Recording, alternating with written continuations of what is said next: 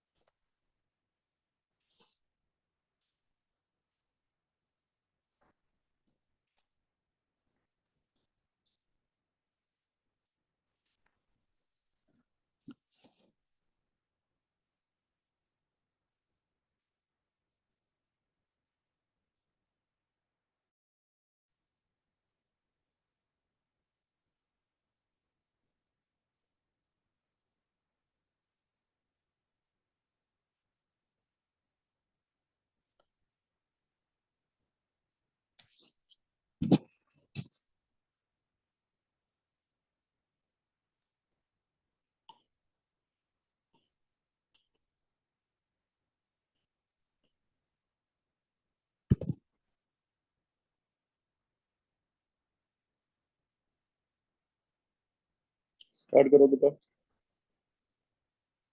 Table 1 booklet में से start कर रहे हैं। फर्स्ट 10 में से देखो।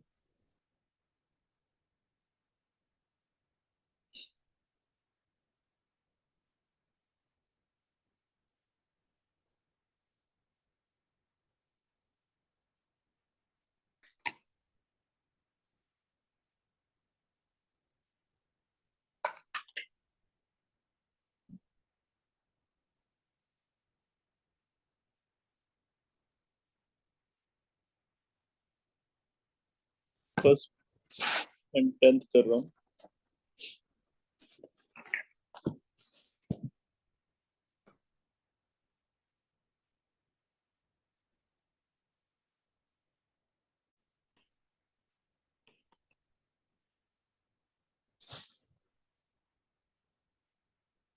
होमोलोसिस ऑफ अल्कोहल, कोई भी एक फॉर्मूला लिख के देख लो। C2H5OH से लिख सकते हैं C2S6O।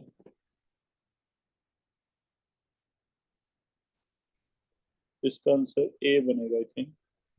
यस सब पीछे डी दिया होगा। अच्छा चेंज कर लो। Next is 9th NaBH4 ester को तो करवाता नहीं है, सिर्फ कीटोन पार्ट को करवाएगा। उस बेस पे आंसर चेक करो क्या बनना चाहिए। इसका अल्कोहल बन जाएगा, यहाँ H लग जाएगा, यहाँ H लग जाएगा।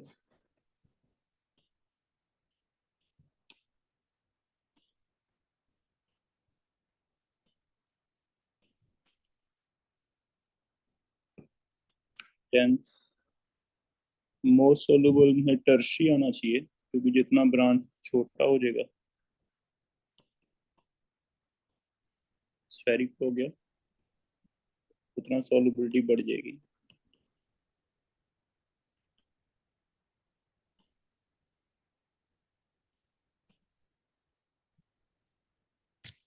चेक करो। 10th का भी आंसर चेंज है। यस तो चेंज है सीधी हो। आगे देखो 20 तक।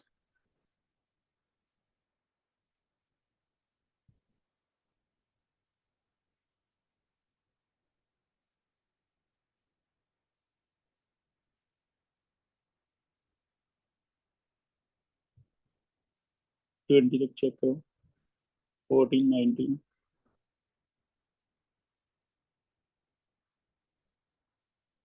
16,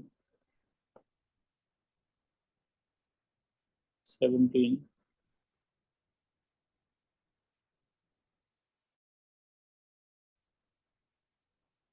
14, 15, 16, 17, 19।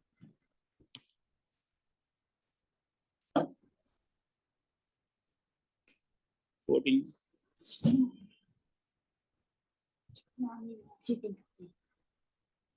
डिहाइड्रेशन में बेटा इंटरमीडिएट बताओ कौन सा बनता है। कार्बोकेटाइन। तो डिहाइड्रेशन का rate directly proportional to stability of carbocation करो। कौन सा कार्बोकेटाइन इनमें से 3 डिग्री है ज्यादा स्टेबल है वो ले लो।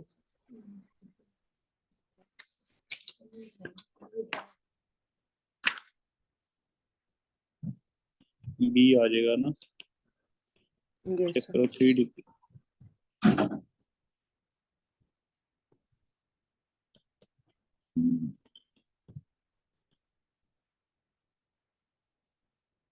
फिफ्टीन।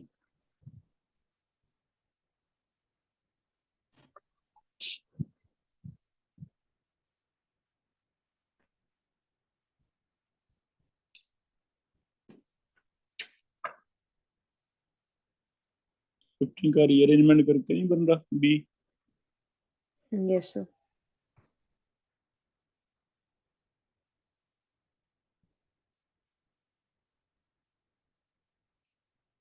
हाईलाइट शिफ्ट हो जाएगी।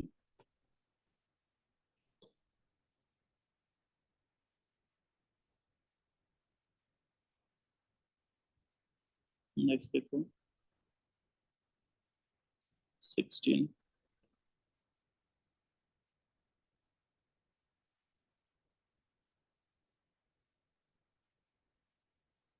Ethanol and sulfur, the composition mixture and the reaction condition are suitably adjusted.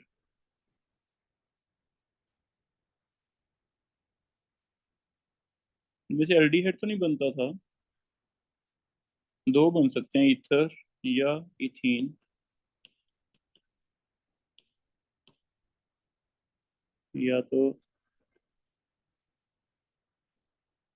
Ether बन जाएगा, लो टेम्परेचर है तो लेस देन 430, हाई टेम्परेचर है तो इथीन बन जाता है। HSO4 ऐसे बन जाता है कि कई बार HSO4 HOH वाटर निकला, आयन पेयर ये पॉजिटिव, HSO4 क्या बन जाए नेगेटिव। टेम्परेचर लो रखना पड़ेगा, वेरी लो टेम्परेचर, तो आयन पेयर की तरह ये एग्जिस्ट कर सकता है। मीन्स पॉसिबल है चलो, लेकिन B is not possible, aldehyde नहीं बनेगा। तो प्रोडक्ट में दो ही बनते हैं, लेकिन हाँ बहुत लो टेम्परेचर पे हमें ये भी मिल सकता है due to ion pair formation. HOH water निकल के साथ में क्या लग गया, HSO4, एल्डिहाइड नहीं बनेगा।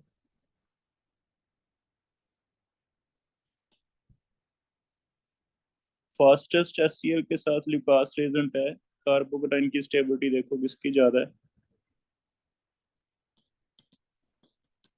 स्टेबिलिटी ऑफ कार्बोकेटाइन, कार्बोकेटाइन की स्टेबिलिटी किसकी ज्यादा, बी की।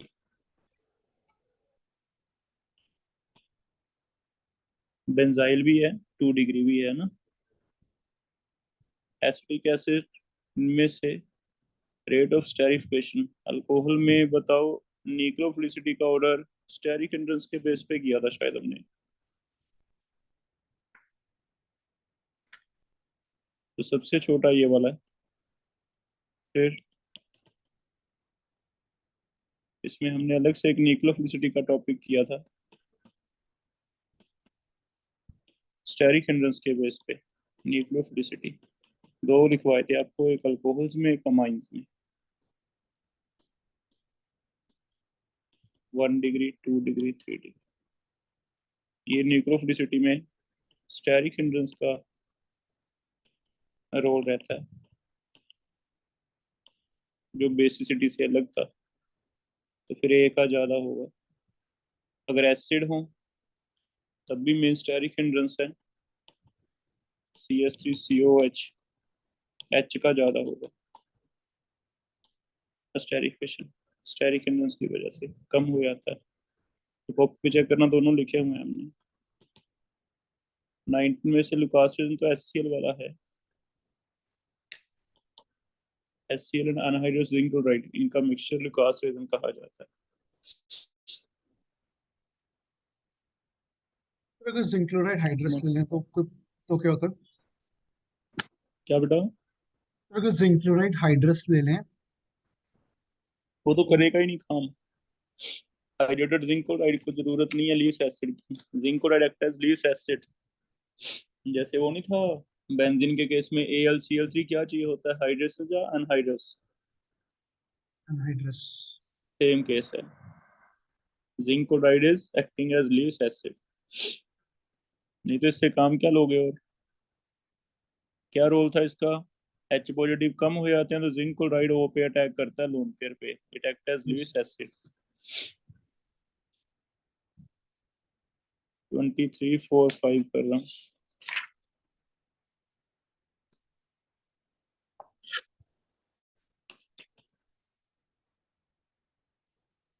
ठीक।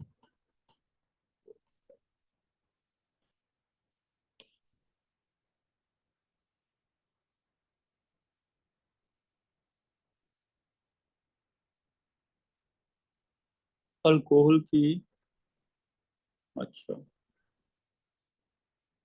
टोटल कार्बन पहले तो चेक करो, 5 होने चाहिए। कोई ऐसा अल्कोहल सर ऑप्शन जिसमें नहीं है।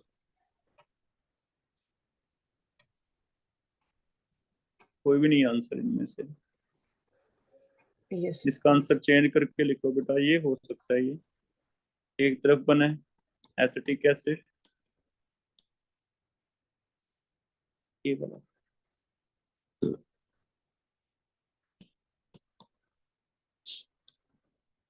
पहले तो इसका ऑक्सीडेशन से कीटोन बनता है। हमने कीटोन तक तो पढ़ा ना। आगे हमें एल्डिहाइड में पढ़ेंगे। कीटोन में आगे आगे ड्रास्टिक कंडीशन दी जाए, हीट कर दें, स्ट्रॉन्ग ऑक्सीडाइजिंग एजेंट डाल के हीट करेंगे, तो हम पढ़ेंगे इसकी फर्दर क्लीवेज हो जाती है और एसिड बन जाते हैं दोनों। ए या बी दोनों साइड में से बी की साइड पे टूटेगा। CO stage with smaller alkyl, जिससे छोटा कार्बन चेन है उसके साथ CO लग जाता है, ये भी एसिड बनता है और ये वाला भी एसिड बनता है 3 का।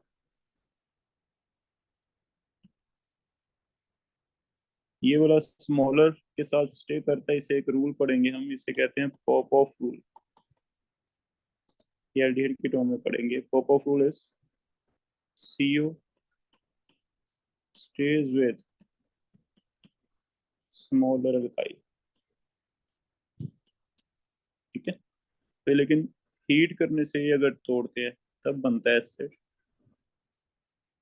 नॉर्मली रूम टेम्परेचर पे कीटोन बनाएंगे, लेकिन हाँ ड्रास्टिक कंडीशन पे इसकी कीटोन की भी ऑक्सीडेशन हो सकती है। 2 एसिड बनते हैं छोटे वाले। तो इसमें जो भी आंसर है उसे करेक्ट करके ये लिख लेना 23rd का। डी में एक कार्बन कम है, इधर एक कार्बन बढ़ा दो डी में। ठीक है,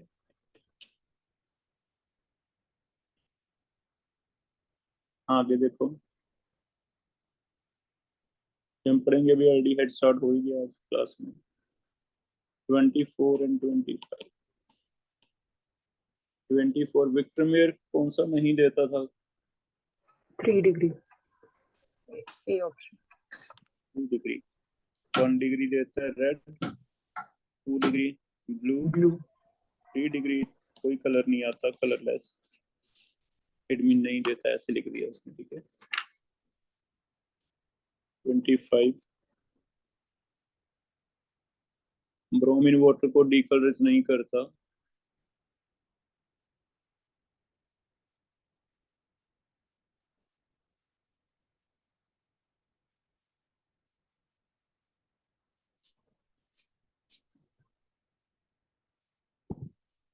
इट इज ऑक्सीडाइज्ड, ऑक्सीडाइज हो जाता है जल्दी विद इन 2 सेकेंड। तो जल्दी ऑक्सीडाइज होना को किसका करेक्टर है इनमें से? अल्केहन नहीं होते ऑक्सीडाइज, ईथर नहीं होते, अल्कोहल होते हैं। अल्कोहल में से टर्शी नहीं होता। जल्दी ऑक्सीडाइज कौन होगा फिर? क्या बचा? Primary alcohol. Primary alcohol. Sir ये क्रोमिक वाला एसिड वाला जो वो है ना, उसकी इंफॉर्मेशन से प्राइमरी अल्कोहल आंसर आ गया था, बट नीचे एक लाइन लिखी है सर, वो ऑरेंज ब्लू ग्रीन वगैरह ओपेक वाला, सर वो कोई सिग्निफिकेंस है उसकी? वो तो उसका कलर है बेटा, क्रोमिक अनहाइड्रेट का चेंज होता रहेगा जैसे हमने वो ग्रीन तो किया ही था, क्रोमियम ऑक्साइड बन जाता है, कोई ऐसा यस। सिग्निफिकेंस नहीं है। Okay sir.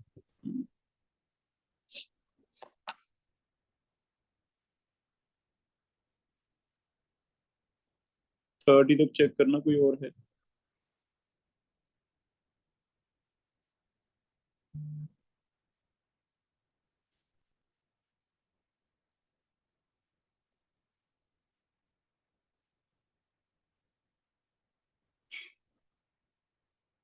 और कोई चेक करो। 26, 27, 36, 39।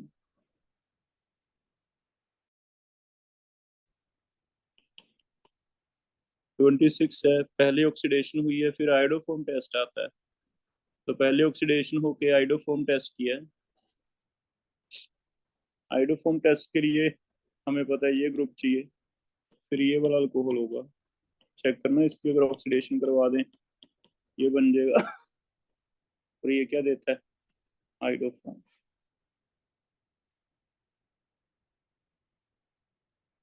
तो ये एक्स होगा।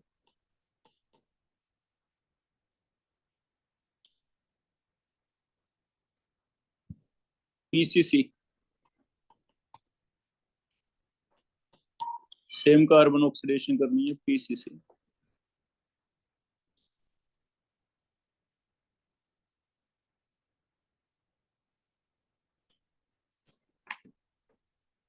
तो दिस तो कोलबे रिएक्शन है।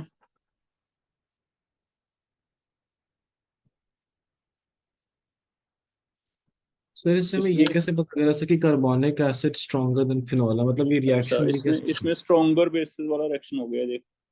इससे तो ऐसे लिख ले, carbonic acid, carbon plus carbon dioxide plus water को क्या लिख सकता है? Carbonic acid. Stronger acid can displace weaker, तो इसका मतलब ये सॉल्ट बना रहा है, तो ये स्ट्रॉन्गर एसिड होगा, ये क्या होगा? Weaker. Stronger acid can displace weaker, okay sir, okay. है ना? वो एसिड बेस इस वाला इसमें रिएक्शन आइडियली ऑलवेज इलेक्ट्रोलिसिस नहीं होनी चाहिए थी। नहीं है बेटा, मुझे भी वही लगा था, वो है नहीं। फिनोल ही है, तो ये तो नॉर्मल एसिड बेस है। चेक करो, सैलिसिलिक एसिड वो तो बनाया ही नहीं इसने, है ये ना? सर वही डाउट था सर। हाँ, वो नहीं है।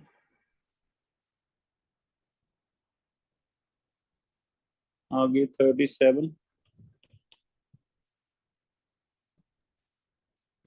Increasing order of ACD. हाँ, ये तो तुम्हें याद ही करवा रखा है बेटा, उस बेस पे कर लो। आ रहा है कोई आंसर इसमें से? आंसर गलत है क्या? फोर्थ। डी आ रहा है। एल्काइन है, एल्काइन से ज्यादा अल्कोहल है, अल्कोहल से ज्यादा वाटर है, वाटर से ज्यादा फिनोल है, फिनोल से ज्यादा कार्बोनिक एसिड है।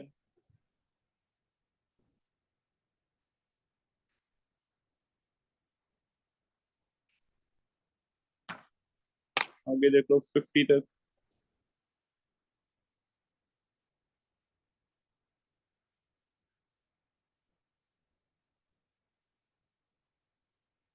32, 33 देखो।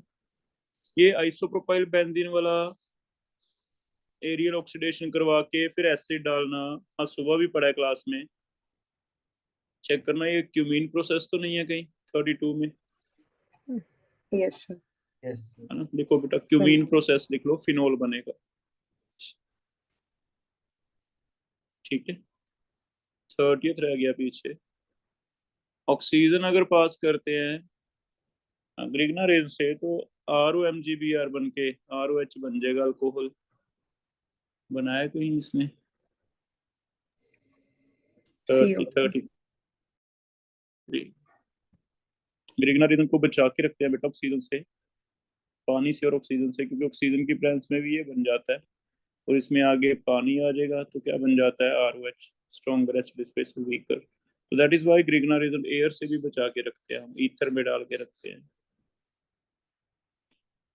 33, फिनोल और जिंक का कोई रिएक्शन पढ़ा है हमने? बेंजीन बनाना, जिंक ऑक्साइड प्लस बेंजीन, तो ये बेंजीन की प्रेपरेशन में पढ़ा था शायद, ए आंसर आएगा। यहाँ नहीं पढ़ा, नमन पहले पढ़ा था बेटा बेंजीन की प्रेपरेशन, वैसे मैंने आपको बता दिया था ये वहां पढ़ा हुआ है।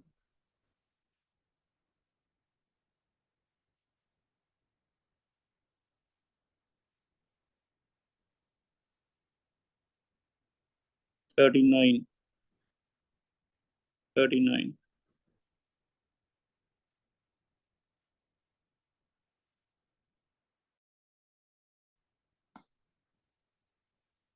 39 इज, कोई बता सकता है मोस्ट एसिडिक कौन सा है इनमें से, माइनस आर लगा हो ऑर्थो पैरा पे। फिर इसमें ए में ऑर्थो इफेक्ट नहीं आएगा? ऑर्थोवेक्ट इसमें नहीं होता बेटा, स्पेशली बताया था ऑर्थोवेक्ट, सिर्फ ओ एच को बल्कि नहीं मानते फिर? नो ऑर्थो इफेक्ट, क्योंकि एच में स्टेरिक हिंड्रेंस नहीं होती, एस आई आर की वजह से था इनमें, इनमें नो ऑर्थो, एसिड्स में होता है ना, Yes, COH. एच की वजह से हमने पढ़ा था ना, no S I R, steric inhibition होती नहीं है, तो ओके फिनोल में नहीं होता। फिर ओके। नॉर्मल आंसर दे दो है ना, आगे देख लो।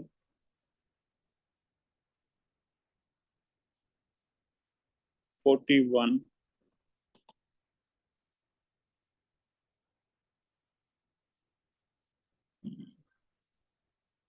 फेरिकोलाइट तो नहीं दिया 41 का, देखना टेस्ट। सर सोडियम दिया हुआ है। अच्छा अच्छा, एक्सेप्ट लिखा हुआ, एक्सेप्ट लिखा हुआ, ठीक है। तो सी भी आ गया, डी भी आ गया, ब्रोमीन वाटर टेस्ट दो तो पड़े ही हैं। बी देख लो कैसे काम करता है, फिनोल और इथेनॉल में से एक stronger acid weaker displaces weaker, वैसे वाला क्वेश्चन करके दो, इनमें से कोई एक तो हो जाएगी, क्योंकि स्ट्रोंगर एसिड है डिस्प्लेस करता है वीकर को, एक नहीं होएगी क्योंकि weaker acid can not displace stronger, जरा चेक कर लो। ये वाला एसिड का काम कर रहा है, इधर ये वाला एसिड का काम कर रहा है, ये अल्कोहल एसिड का काम करना चाहता है, वाटर एसिड का काम करना चाहता है। तो फर्स्ट लेफ्ट वाली साइड होगी, वाला, सेकंड नहीं होगी। ये स्ट्रोंगर एसिड है, ये क्या होता है वीकर, ये वीकर एसिड है, ये क्या होता है स्ट्रोंगर, तो सेकंड वाली नहीं होएगी। तो इस वजह से कि ये भी डिस्टिंक्शन करने में हेल्पफुल है कि NaOH डाल लेंगे, NaOH डालने से फिनोल से तो रिएक्शन हो जाएगी, इससे रिएक्शन नहीं होएगी। सोडियम से दोनों की हो जाती है, सोडियम मेटल है तो दोनों ही एसिड चाहे वीक है, सोडियम मेटल अल्कोहल से हाइड्रोजन रिलीज कर देता है, तो फिर ये दोनों से ही होगा, फिनोल से भी होगा, हाइड्रोजन निकलेगी, तो they both can react with sodium, so can't distinguish. बाकी सारे टेस्ट हैं, ब्रोमीन वाटर भी है, फेरिक्लोराइड भी है, NaOH के साथ चलो ऐसे है कि डिफरेंस तो है ही है, फिनोल करेगा रिएक्ट, अल्कोहल नहीं करेगा NaOH के साथ।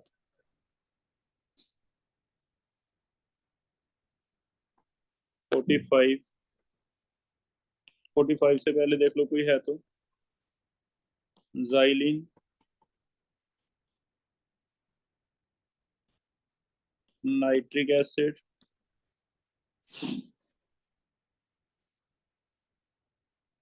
नाइट्रो लगेगा,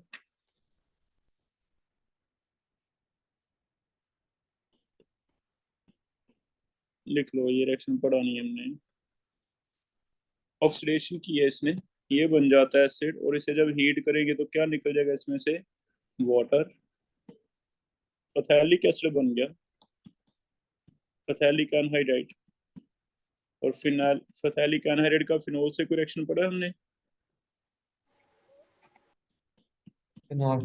phenol phthalein preparation. Phenol phthalein वाला है।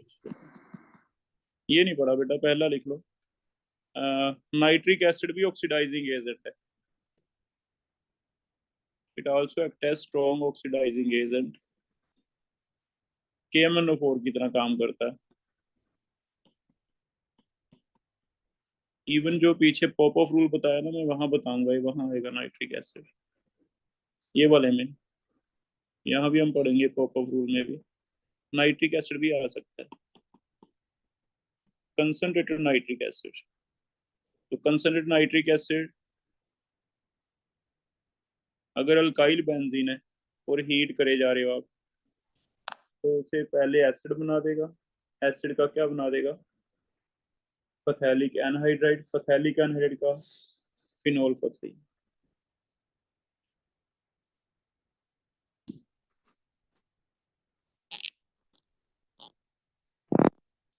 ये लिख लेना बेटा, पढ़ा नहीं है अभी हमने। वैसे कई बार ना क्वेश्चन से आइडिया लग जाता है, हमें पता चल रहा है भी इसमें।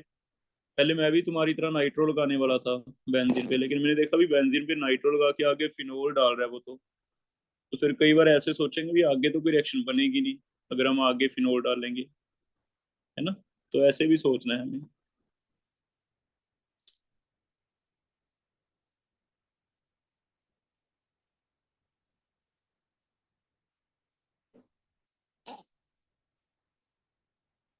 42 में बेटा नाइट्रोसेशन है। अगर नाइट्रिक एसिड होता है NO2 लगता है, अगर नाइट्रस होता है तो NO लग जाता है। तो HONO याद करो 42 में, 46, 42, 46 कर रहा हूँ,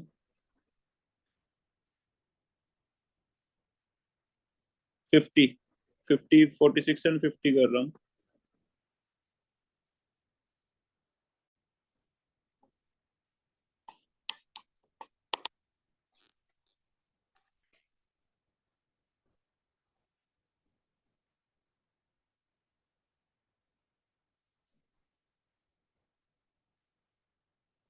फोर्टी टू भी देख लो।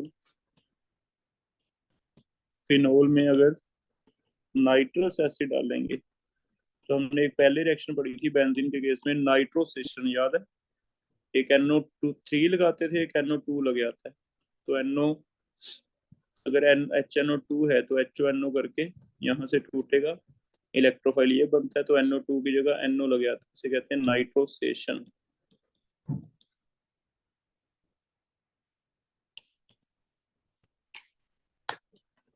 ये हमने बेंजीन में पढ़ा था। ये कोई एंजाइम्स वाला टॉपिक है। इन्वर्टेजाइमेज, पहले वाला क्या डायस्टेस होता है, जो स्टार्च को ग्लूकोज में कन्वर्ट करता है, वो कौन सा एंजाइम होता है? ये हमने सरफेस केमिस्ट्री में पढ़ा था आई थिंक। डायस्टेस। स्टार्च को पहले ग्लूकोज में कन्वर्ट करेगा, नहीं सुक्रोज में कन्वर्ट करेगा डायस्टेस, फिर सुक्रोज को ग्लूकोज में कन्वर्ट करता है इन्वर्टेस, फिर आगे जाइमेज, ऐसे एंजाइम।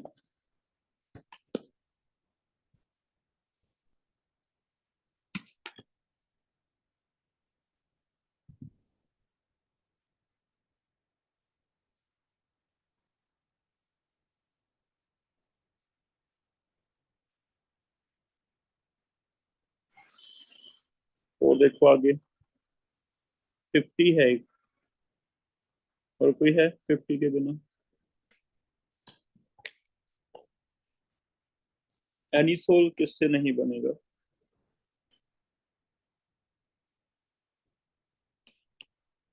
ए कर रहा हूँ, phenol, methyl iodide, डाइजोमिथेन।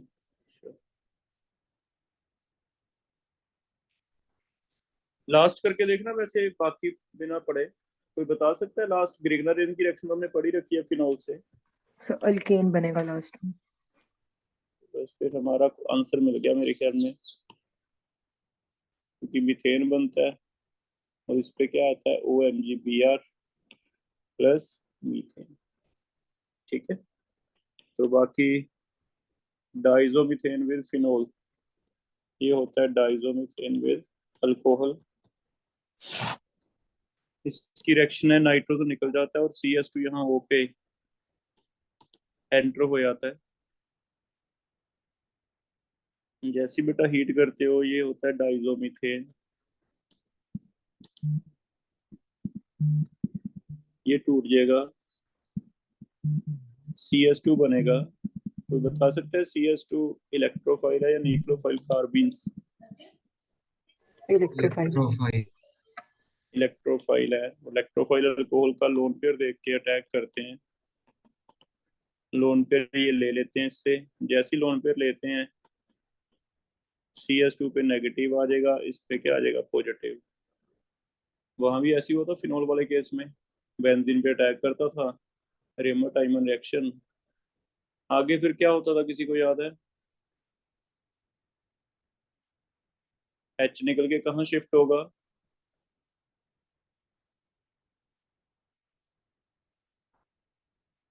H positive निकल के यहाँ शिफ्ट हो जाएगा, ROCS3। लिख लो रिएक्शन डाइजोमीथेन का। वैसे तो हमारा आंसर तो बन गया है, वैसे एक्स्ट्रा आ गया फिर, एनसीईआरटी में तो नहीं दिया।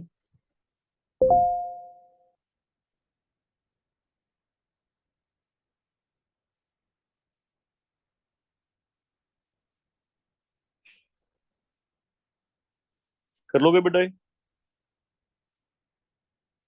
ये वाला बना के दो, क्या बनेगा, CS3CS2OH प्लस CH CS3 डाइजोमीथेन।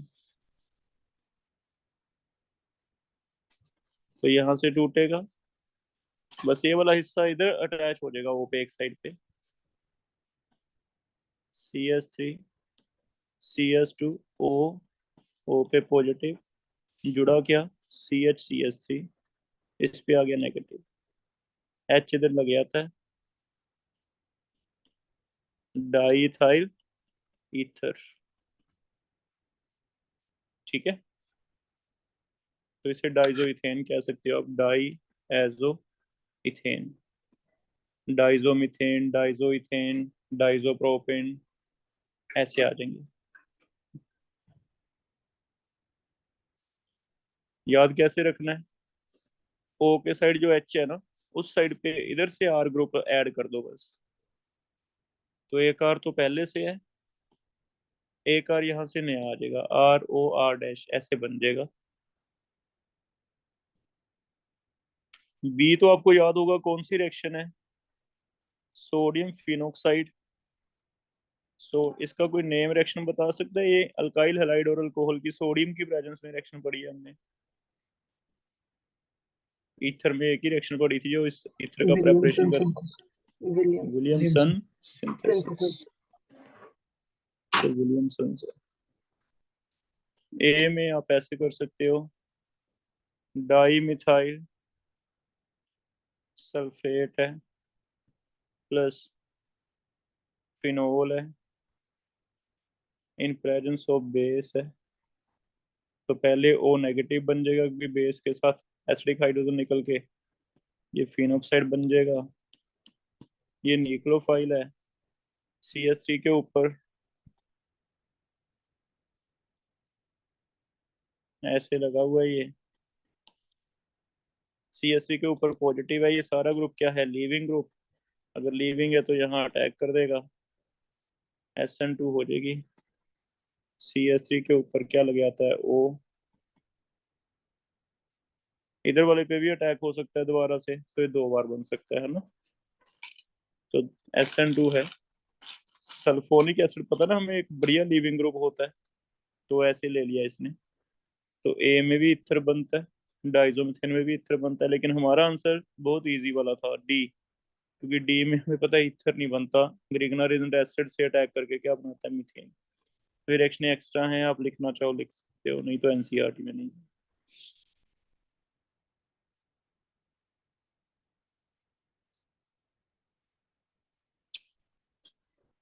और कोई है बेटा? ये 50 था, 52 एंड 50 के 50। बाद देख लो कोई और है। 52 53 कर रहे हैं।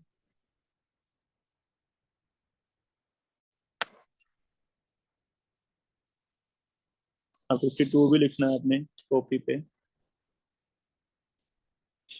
कहीं हमने कोऑर्डिनेशन कंपाउंड में पढ़ा है अभी, फेरस और फेरिक में से कोई एक ब्लड रेड कलर देता है एससीएन के साथ, किसे याद है कौन सा देता था blood red colour Ferric. SCN? Ferric. Ferric.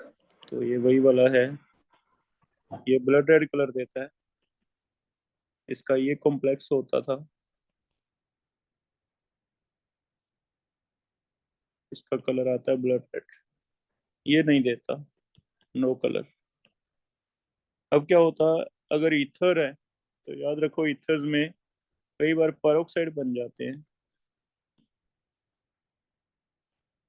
इनमें भी ऑक्सीडेशन होने लग जाती है अल्फा कार्बन के ऊपर, जो एच है अल्फा एच के ऊपर बीच में ऑक्सीजन ऐड होने लग जाती है, क्योंकि अल्फा एच थोड़ा सा एसिडिक है, क्योंकि वो खींचने वाला है।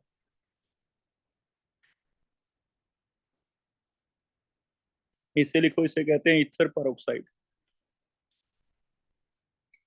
ईथर पेरोक्साइड ये पुरानी एनसीईआरटी में होते थे, अब कट गए हैं। ईथर पेरोक्साइड बन जाते हैं बेटा। और पेरोक्साइड क्या होते हैं हमें पता है, एक्सप्लोसिव है।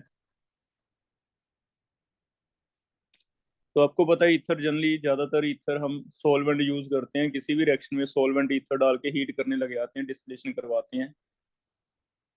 तो क्या हुआ, एक आध बार ऐसे हुआ कि हमने सॉल्वेंट ईथर उठाया, यूज किया, डिस्टिलेशन करवाने लगे, एक्सप्लोजन हो गया, तो हमें फिर रिसर्च करनी पड़ी भी हुआ क्या। तो पता चला भी ईथर्स भी प्रोटेक्ट करने पड़ेंगे एयर और लाइट की प्रेजेंस में। जैसे एक प्रॉब्लम है क्लोरोफॉर्म के साथ, उसका भी अल्फा एच एसिडिक होता है और अल्फा एच में ऑक्सीजन ऐड हो जाते हैं, एसिडिक हाइड्रोजन में प्रॉब्लम आती है। ये एच एसिडिक होने की वजह से इसमें भी सनलाइट की प्रेजेंस में एग्जैक्टली तो ये था, वो ऐड हो गया था, वो ऐड होके याद है HCl निकल गया था, क्या बना था, फॉस्जीन। ऑस्ट्रीन। तो वैसा सिमिलर सा मेथड था पहले, हमें यहाँ भी ये चीज दी रहती थी कि ईथर में भी अल्फा एच पे ऑक्सीजन ऐड हो जाता है सनलाइट और इसकी प्रेजेंस में, और ये बनते हैं ईथर पेरोक्साइड्स, और पेरोक्साइड एक्सप्लोसिव है। इस वजह से ऐसे क्वेश्चन आ जाता है। पहला क्वेश्चन था, why old samples of ethers shouldn't be distilled? Answer is due to possibility of formation of किसकी formation, peroxides, peroxides जो क्या है, एक्सप्लोसिव है। फिर इसका टेस्ट कैसे कर सकते हैं, टेस्ट ऑफ पेरोक्साइड। तो पेरोक्साइड हमने ये पढ़ रखा है कि फेरस को अगर पेरोक्साइड है, चाहे H2O2 है, ये फेरिक में ऑक्सीडाइज कर देता है, ऑक्सीडेशन हो जाती है।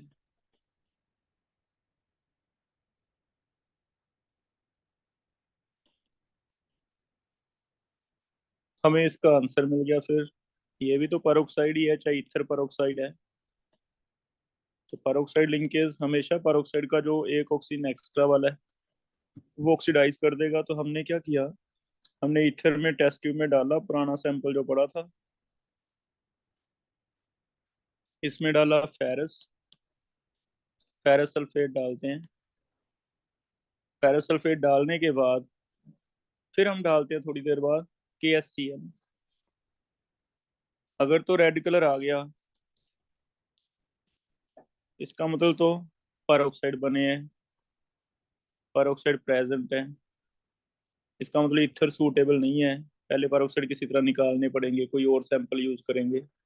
लेकिन अगर नहीं बना, इसका मतलब रिएक्शन नहीं हुई, ईथर हमारे सेफ है, उसे आप यूज कर सकते हो।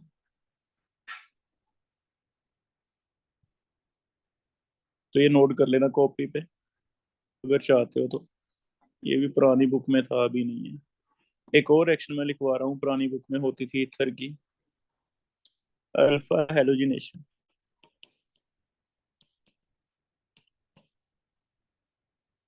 अगर आप ईथर में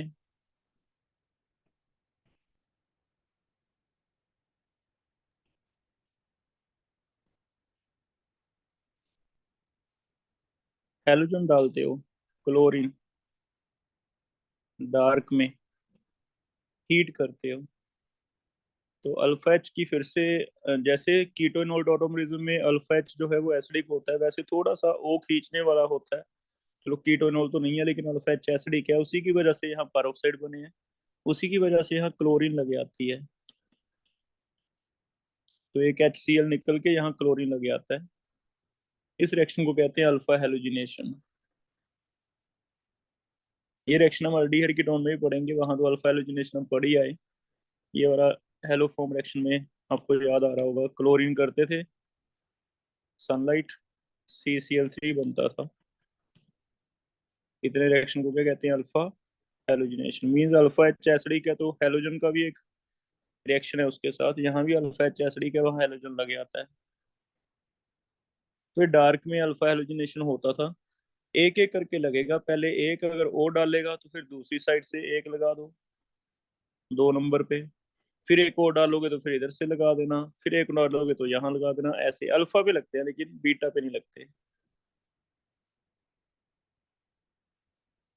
ठीक है। लेकिन अगर वो कहता है अगर लाइट की प्रेस में क्लोरीन डाल लो ना, तो सारे जितने भी एच हैं सारे हट जाते हैं और सारे के सारे हेलोजन लग जाते हैं, क्योंकि लाइट की प्रेस में आपको पता है अल्केन की भी हेलोजनेशन हमने पढ़ी है, सनलाइट की प्रेस में फोटोकेमिकल रिएक्शन है, वो भी होने लग जाती है, तो सारे ये बन जाते हैं।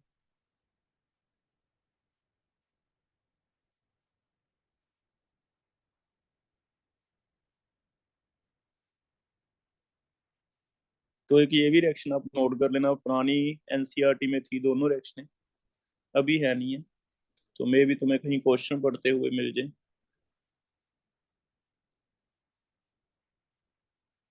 आयरन वाला तो इसलिए भी इंपॉर्टेंट है क्योंकि ये हमने वहां भी पढ़ा है, कोऑर्डिनेशन में लिंक हो जाएगा कि फेरस से फेरिक पर ऑक्साइड बनाता है, फिर इसका KSCN के साथ टेस्ट आता है ना, तो इस वजह से भी है।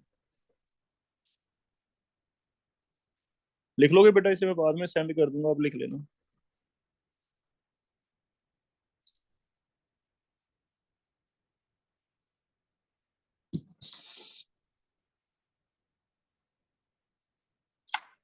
टेट्राहाइड्रोफिरॉन साइक्लिक ईथर है बेटा। साइक्लिक ईथर का वैसे तो टेट्राहाइड्रोफिरॉन सॉल्वेंट होता है,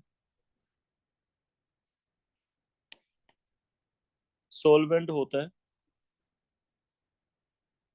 ये इसने आंसर दिए हैं कहीं 53 में, दो ही आंसर दिए हैं। सर ए ऑप्शन दिया। अच्छा, इसमें वैसे तो देखो अगर तो लिखा होता नो रिएक्शन तो हम करते नो रिएक्शन, लेकिन अगर रिएक्शन करवा रहा है तो फिर आपको SN1 करके जो हमने पढ़ी है कि क्लीवेज ऑफ साइक्लिक ईथर, वैसे करवा देनी है कि OH लग जाएगा यहाँ पे तोड़ के, इधर क्या लग जाएगा Br, क्योंकि टेम्परेचर देखो कितना दे रखा है 373, है ना। तो फिर ऐसे हम सोचेंगे भी साइक्लिक ईथर की हमने पढ़ी है ना, क्लीवेज साइक्लिक ईथर की इपॉक्सी की पढ़ाई है मैंने आपको शायद, यस सर। वैसे कर देना। तो क्लीवेज ऑफ साइक्लिक ईथर्स है विद HI, और ये हमेशा ही हमने पढ़ा था ऑलवेज क्या है, SN1 है।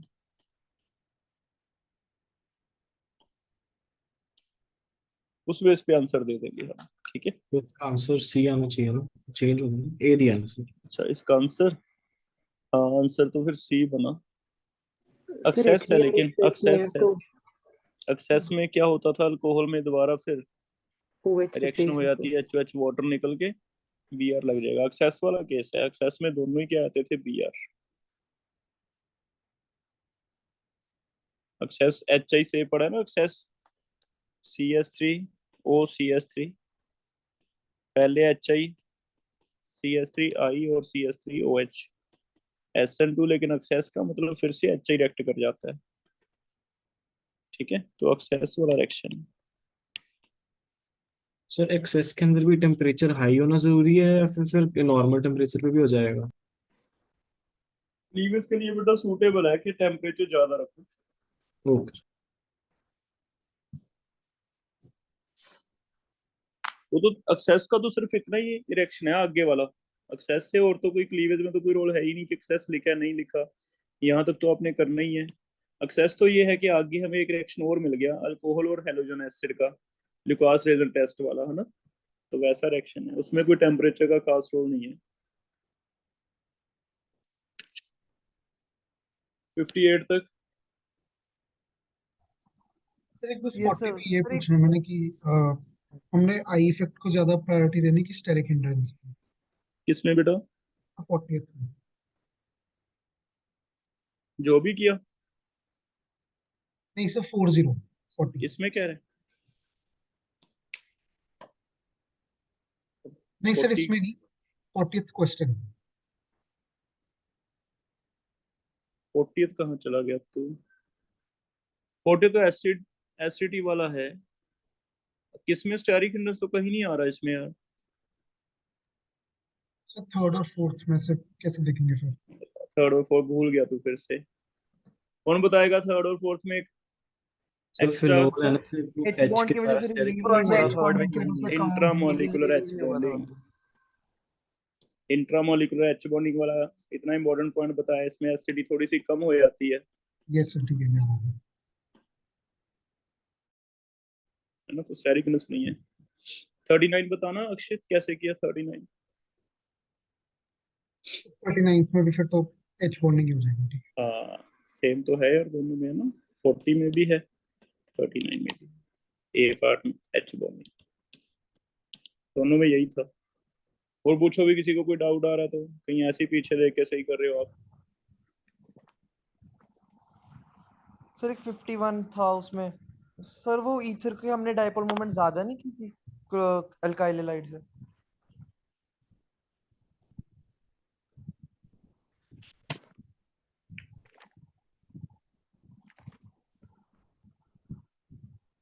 नहीं बेटा, मैंने कहा था चेक करना लोएस्ट डाइपोल मोमेंट किसका है।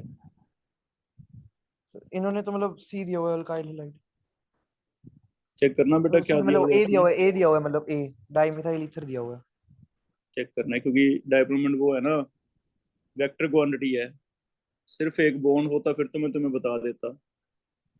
दो वेक्टर्स है ना, एंगल्स भी हैं। ईथर में दो वेक्टर हैं, एंगल भी है।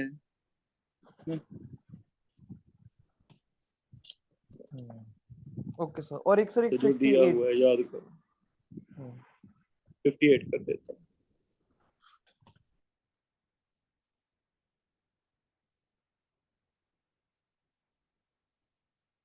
ये पहले भी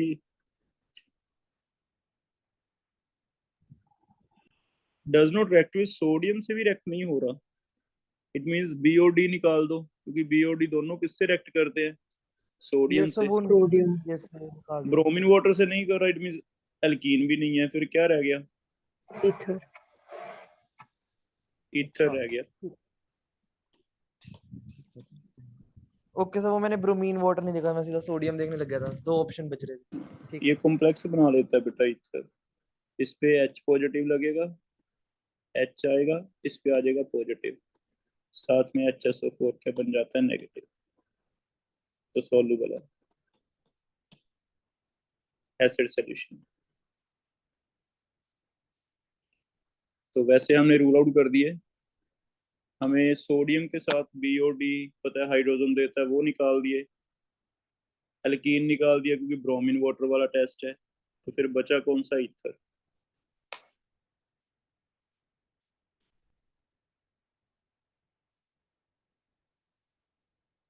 तो ये दो रिएक्शन और लिख लेना ईथर की। एक तो अल्फा हेलोजिनेशन, लाइट में कैसे हो रही है और डार्क में कैसे हो रही है। एक ये पेरोक्साइड बनने वाला, हाइड्रो पेरोक्साइड बन जाते हैं, ठीक है। बाकी तो हमने पढ़ा हुआ था। एक पॉप ऑफ रूल हम एल्डिहाइड में फिर से और डिटेल पढ़ेंगे। थोड़ा सा लिखना लिख लेना, नहीं तो हम पढ़ेंगे एल्डिहाइड की कौन। लेवल 2 कल ले लें। Yes sir. कल 5 बजे लेवल 2 होगा। ठीक है बेटा, ये मैं शेयर कर देता हूँ तुम्हें, तो नोट कर लेना कॉपी पे।